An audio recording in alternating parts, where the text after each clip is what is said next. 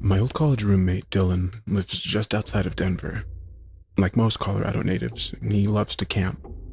The crazy kind of camper who does it all year, even in December. Whenever he goes into the mountains alone, I have him check up with me just in case. I'm kinda worried about him, so I'm gonna check with him right now. Yo, I just parked my car, heading to the trail now. You're crazy, man. How cold is it? It's not bad, actually. It's 30s. You gotta come out here soon. It's beautiful. Well, we'll see in spring when it warms up. Have fun, man. Watch out for any staircases in the forest. Nice, dude. Real funny. Dude, are you up? Yes, sir. You okay? This is so weird. I woke up this morning and there's someone else out here. On the mountain? It looks like you're not the only winter camper. No, not a camper. I can see them on the horizon, but they haven't moved, like, at all. What?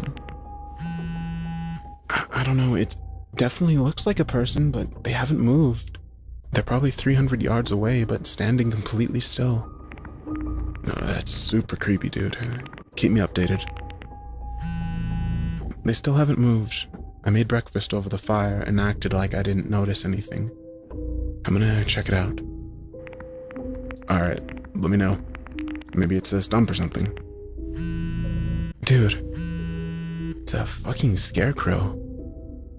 What? Like a farmer's scarecrow? Yeah, man. The fuck other kind of scarecrows are there? Its clothes are weird, though. How so? The clothes are modern. It's wearing a nice black jacket and jeans and stuff. Face is kind of scary. Burlap sack with black eyes and a huge smile stitched on it. Why is this thing out here? I'm tempted to steal its North Face jacket. I posted a picture of it on my Snap story if you want to see what it looks like. I don't know, dude. I'd leave it alone. Maybe it's some sort of conservation study or something, like to see if bears will attack it. Hey, you might be on camera, and I know you have weed and shrooms on you. Good point. Speaking of which, it's time to pack a bowl. Have fun. Something's outside my tent. I'm sure. Dude, please, this is serious. I can see their shadow. Call the police, Dylan. No, I don't want to make any noise. They probably think I'm asleep. I have my knife. I'm texting inside my sleeping bag so they can't see my phone light. I thought I heard a noise and I woke up.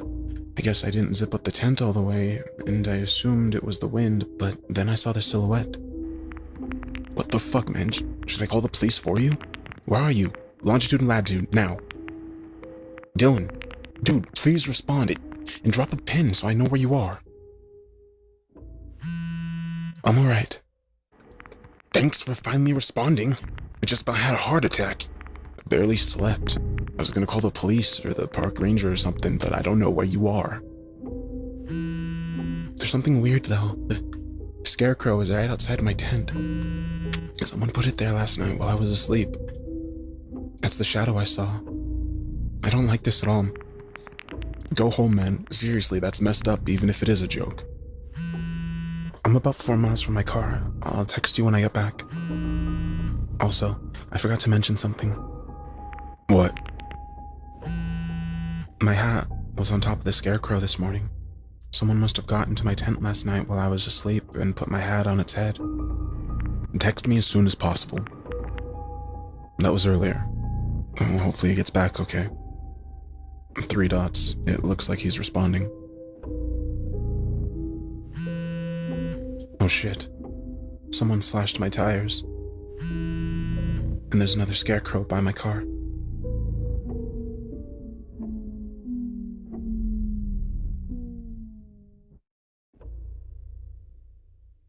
I've been working with Denver Park Rangers and police. They're not telling me anything. They said that they have the situation under control. I'm not convinced. Here's my last conversation with Dylan. Please tell me you're calling the police. Hang on, I'm gonna see how bad of a shape my car's in. And yes, I'm calling them. Alright, let me know as soon as possible. What's going on? I'll text later. Not safe. Dylan, please let me know what's going on. Alright, I have a second to catch you up. I can call you, but I have to keep my voice low. This is messed up, dude. I don't know what to do. I don't want to be here. Also, my iPhone's dying, and I'm going to have to switch over to a shitty flip phone I use for work. What the fuck, dude? What do you mean by not safe? So I went to try to start my car to get a quick charge on my phone and see how bad the tires were. The engine wouldn't even turn over. The scarecrow was standing right in front of my car, like a foot away. It smelled so bad, dude, like rotting meat. I called the police and told them about the car and that I was stuck. They transferred me to the ranger station to explain where I was for assistance. That's when I got weird. What do you mean? The ranger seemed pretty lax about it at first, like, where are you? Stay calm. We'll send help. Just stay where you are, etc. Monotone voice like he's used to it, but then I mentioned the scarecrow, and the ranger was different. Different?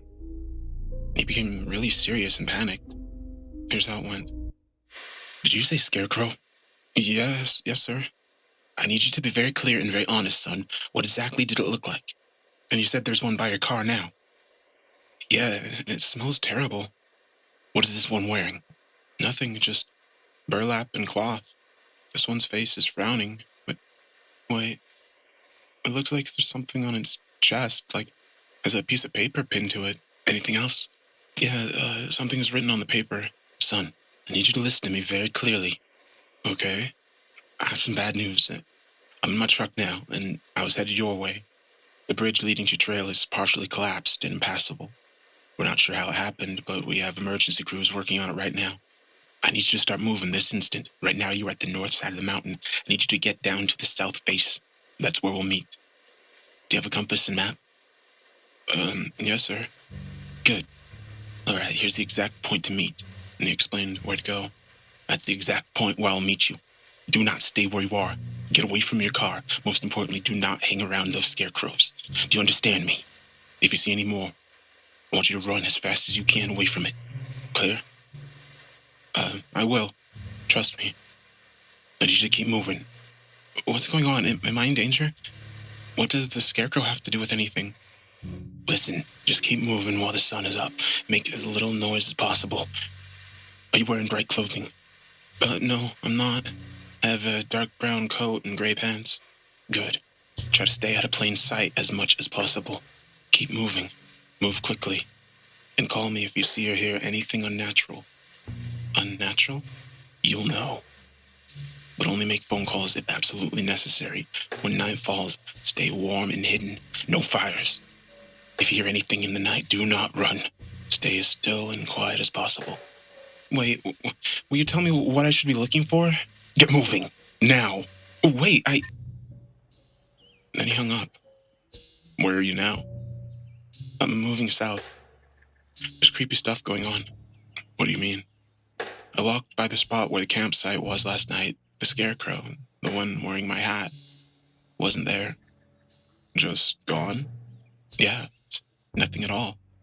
Dude, I'm so sorry you're going through this. My eyes are watering just reading your text. I hate this, man. I just want to be home. You gotta do what the ranger said, and we'll get you out of there. Do you have data on your work phone? No, just talk and text. Great. Plenty of battery? Yes, thank God. I'm exhausted and scared as hell. Still making my way to the other trail on the south side to meet the ranger. Keep moving. I see a scarecrow. One from the camp. It's way up in a tree. Way up there. Dude, how the fuck did it get up there? What the fuck? Send me a picture. I can't get a good shot. It's so high up and this camera sucks. It's just hanging there. Looks like it's staring at me. I'm so freaked out and tired. Something is dripping off of it. Get away from it, Dylan. The sun's about to set. I'm going to find a place to sleep. Dylan, you never told me what was on that note. The one that was pinned to the scarecrow. By the car. Oh, shit, you're right. It said, are you scared yet?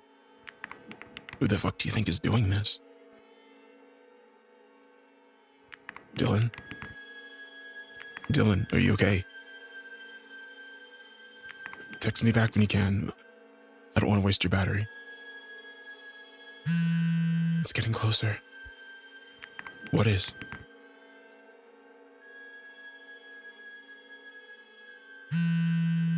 Fuck, it's right next to me. Oh god, I need help. What is this thing? Is this thing even human? It can't be. It stopped. I'm behind a tree. I don't know if it knows where I am. Oh fuck. Oh fuck, that smell, it's so bad. I'm gonna make a run for it. It's too close. Please tell me you're okay. What is it?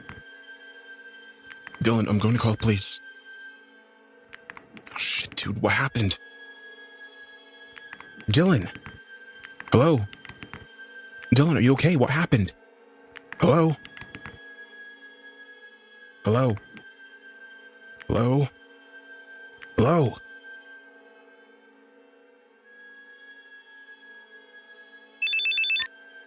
Are you scared yet? What the fuck?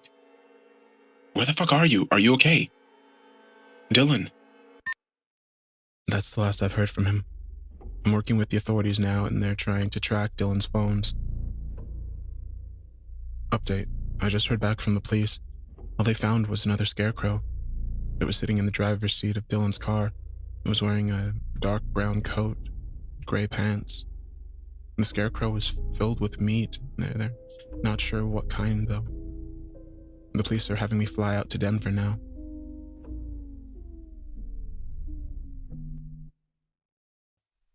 As soon as I landed in Denver, I powered up my cell. I had a series of texts from Dylan's phone.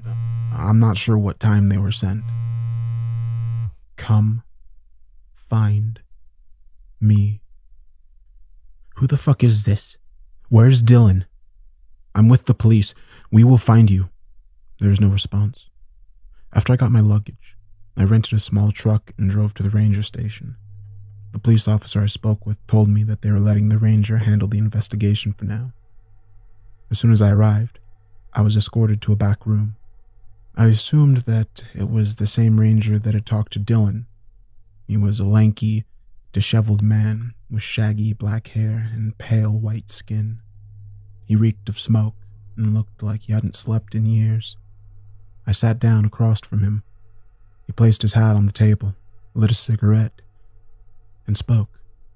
I called you down here because, at first, we needed your phone as part of the investigation, but I'm afraid that's no longer necessary. His raspy voice was tattered and broken. His clothes shared the same features. What happened? I'm sorry, but I can't discuss any details at the moment. You need to leave this to the professionals.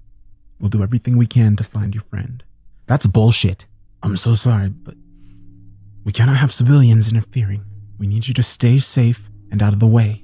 I got text messages on my phone right after I landed. Something happened to him. I know this is hard. We're searching all the possibilities, but we do not believe there's been any foul play. Teenagers in the area have been known to play pranks on lone campers. You're more than welcome to help us with reports. I know how hard it is to lose a friend. Oh, and these teenagers slash tires, steal phones, and send violent threats too? Fucking do something! You even told Dylan he was in danger. I promise. We were working night and day. I think the best thing for you to do is to stay off the trails and be there for his family and... I couldn't even let him finish the sentence. I was too upset. I stormed out, and he didn't even attempt to stop me. I know that it was bullshit, but what was he trying to keep me from? I had the text evidence that Dylan was being followed by someone or something. I'm gonna figure this out. I went to the only place I was familiar with in the area, Dylan's apartment. I still remember his door code from the last time that I visited. The apartment was eerily quiet. I was overcome with feelings of fear and sadness. As soon as I saw a picture of Dylan in the kitchen, I couldn't help it. I had to cry. After a few moments, I collected myself, opened the fridge, and pulled out a beer. I needed to sit and think. As I got up and threw the empty beer away, I saw something in Dylan's kitchen. His Colorado map. I'd forgotten all about it. Dylan used this large topographical map to keep track of all the places he trekked. The map was riddled with black thumbtacks and a few white ones. Dylan's method was simple: black thumbtacks for areas that had already been explored, and white ones for upcoming adventures. I wrote the coordinates of the white markers. I searched through Dylan's apartment and collected the remaining camping gear. I grabbed the wooden baseball bat from his closet as well. I knew where to go. I loaded the truck, tossing the supplies in the truck bed. I headed to the mountain. It was a long drive. I eventually passed the old bridge on the way. I didn't notice any sign of a recent construction. 10 minutes later, I pulled up next to Dylan's car. It was eerie to see the yellow police tape wrapped tightly around the body of his white sedan. It made the situation all too real. As soon as I parked the pickup, I dropped a pin on my phone. After what seemed like an eternity of hiking, I reached the point on the map where Dylan had marked, and I got to work setting up camp. I was running out of daylight. I constructed my tent and placed a sleeping bag inside as soon as night fell. I lit a large fire and quickly snuck away from camp. I took cover in the trees about 100 yards away. I posted up beneath a large tree, cracked open an energy drink, kept my eyes glued on the tent. 11:13 p.m. Nothing.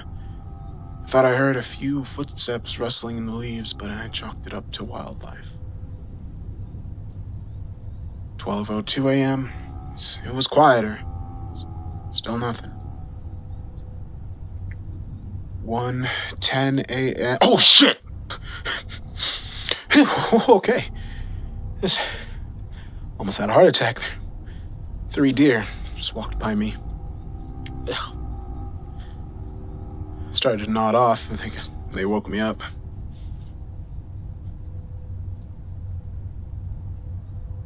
3:11 a.m. I saw something walking towards the tent. It was a man with a flashlight. He started looking in and around the tent. The fuck?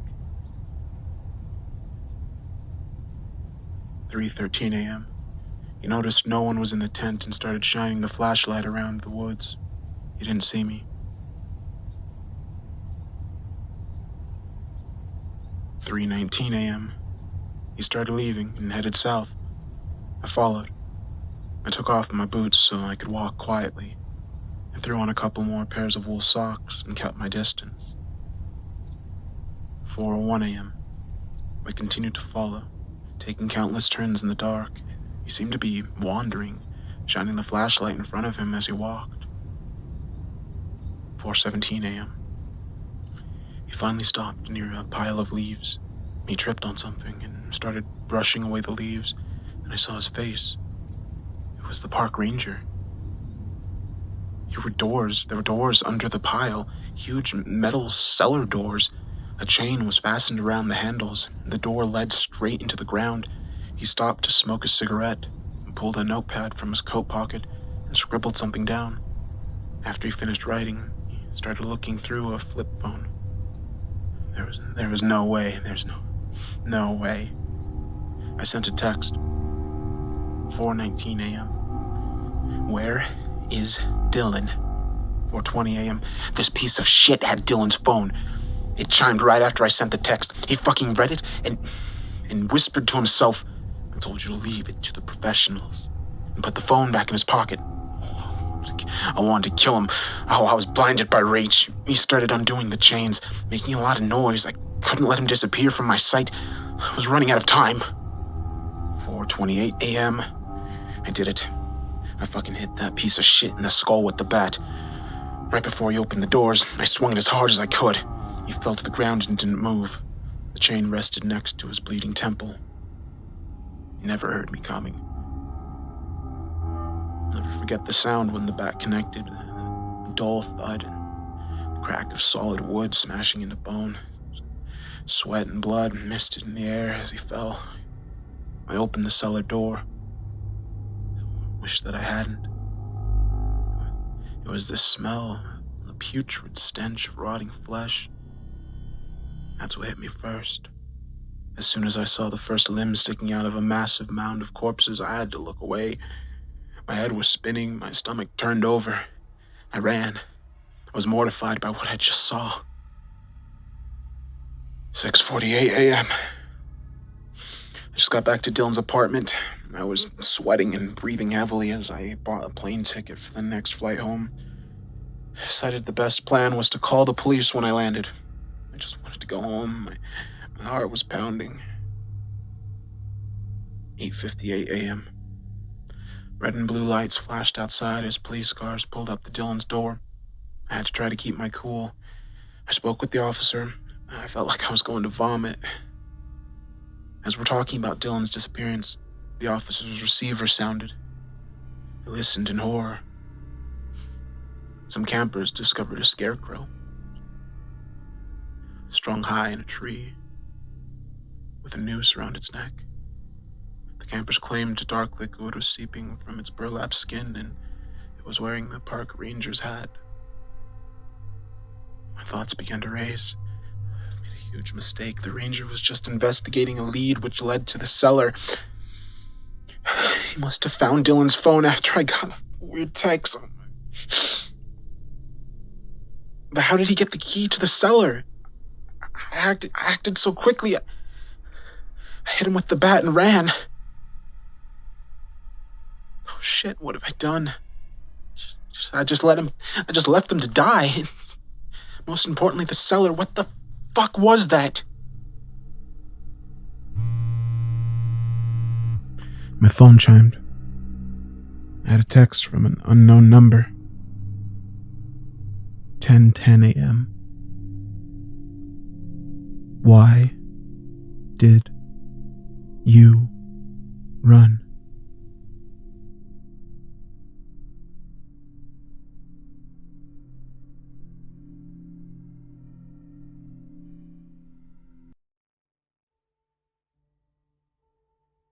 My head is spinning. My hands are shaking so much I nearly dropped my phone as I handed it to the officer. He read my text. The officer was probably in his late 50s, tall, was still strong for his age. His deep voice demanded respect. The officer excused himself and went to his unmarked car to make a call. I couldn't help but notice a limp as he walked. He looked nervous as a small crowd of tenants had gathered, drawn in by the red and blue lights. Dylan lived in an apartment complex inhabited mostly by college students and young professionals. They are townhome style, so each unit has 2 floors and a backyard. There were about 30 townhomes in total. Dylan's complex was at the end of the neighborhood, backing up to a large clearing of dense woods. Most of the tenants had already left for holiday travels. And a short while later, the officer got out of his car and walked over to me. I was sitting on the curb when he spoke. I just spoke with the chief. We believe that you may be at risk. We don't want you to panic, but we need you to be safe. I'm going to hold on to your phone for now. Any texts you receive are considered part of this investigation. You're not from Colorado, correct? No, sir. I need you to get in the car with me. You're not under arrest, but we need to get some statements from you down at the station. My heart began to race as I replayed the memory of hitting the ranger. I need to tell you something. We'll have plenty of time for that. As we started our drive, my anxiety grew. After about 20 minutes, I couldn't help but speak. I'm sorry, but last night I went out to look for Dylan. Just stop talking. I was trying to keep this operation smooth, and you just decided to fuck it all up. I noticed we were driving further away from the city. Your friend told you too much. What? I told you to be quiet, but you were too curious. Decided to do some of your own investigating, didn't you? Jimmy, the ranger, told me what he could before he died. I could barely make out what he was telling me. My stomach started to turn. I looked to the door handles, but knew they wouldn't open. Oh, you must have got him good. Was only conscious for a few minutes. Good riddance, though. He was getting too soft. The rest of us were worried he might start talking. Said he didn't want to do this much longer. I couldn't believe what I was hearing. You killed Dylan, didn't you? You sent those texts, wrote those notes, set up the scarecrows. Yeah, well, I didn't kill your friend. I just helped facilitate the deeds that must be done. We supply a food source to keep the civilians safe. What the fuck are you talking about, you sick fuck? Well, she has to eat something. You don't want her coming down from the mountain, do you? Can't get rid of her either. Sacrifices must be made to ensure the majority survive. You might call me a murderer, but I don't see it that way. I froze as he continued. She's been eating more than usual. That's why we have a nice pile of meat down in that cellar. Homeless people, mostly, but I can't help it if she wants to pick off some lone campers. You're fucking insane. What are you feeding people to? I can't have you running around telling the media. Could you imagine the chaos this would bring? All the families wanting justice. Exposure and rock climbing accidents make much more sense. We'd been driving for a while. I could tell we were getting close to the trail. A camper, walking a brown dog alongside the road, waved at us as we passed. I wish there was some way I could tell him I was in danger. We continued to drive in silence. I was trying to comprehend the situation. When we got to the trailhead, the officer parked and got out. He drew his pistol and opened my door, motioned for me to start walking.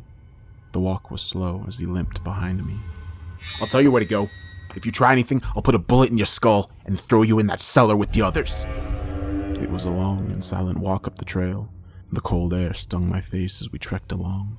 Even in my panicked state, I knew we were in the same area as the cellar. Where are you taking me to? Her. What's her? Not sure. If you're gonna kill me, at least tell me what we're going to. I can't tell you because I don't know what she is. Clawed her way from hell is my guess. My heart was pounding. My legs grew weaker. I didn't ask any more questions.